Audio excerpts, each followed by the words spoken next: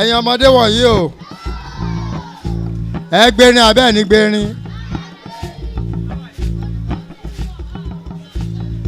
We are doing this song in honor of my daughter, two of them that came all the way with the husband to celebrate Iloti Day with us. Kí là ń ṣe tí a pọ̀ báwọn yìí o. Ṣé lè máa kọrin tó máa meet ìlú. Kí là ń ṣe tí a pọ̀ báwọn yìí o.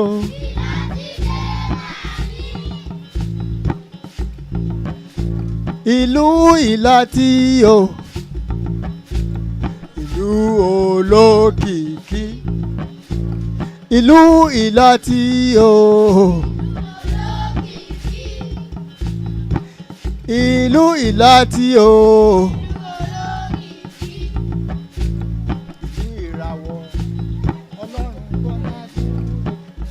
Ìlú Iloti o.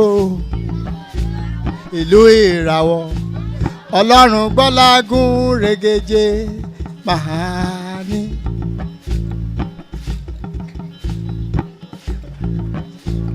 Ìlú Iloti o.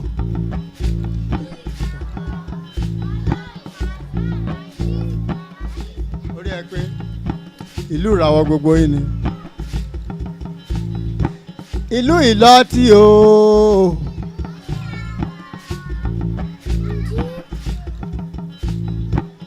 Máìlì méje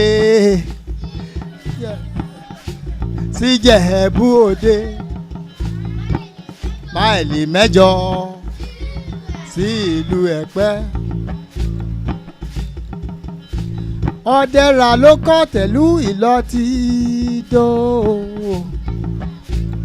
Àjànà ọba ló tẹ̀lé.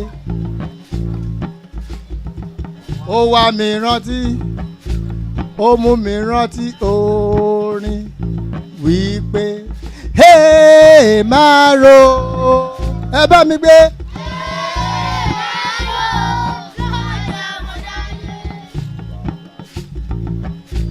Níjẹ̀bú Iloti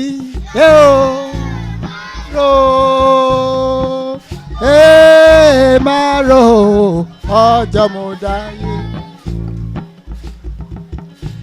Èmi gbọ́lágún regeje ọmọ ọlọ́tí kọ̀ọ̀kan bí àró ọmọ akóbìṣẹ̀ṣẹ̀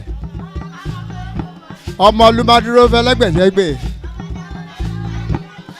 ọmọ aṣẹ́wó bẹ́ẹ̀ ní sáyìn ọmọ rẹ̀ àtọ́ ni gbọ́mọ̀ ẹ ṣe ẹ pàtẹ́wọ́ fúnra yín.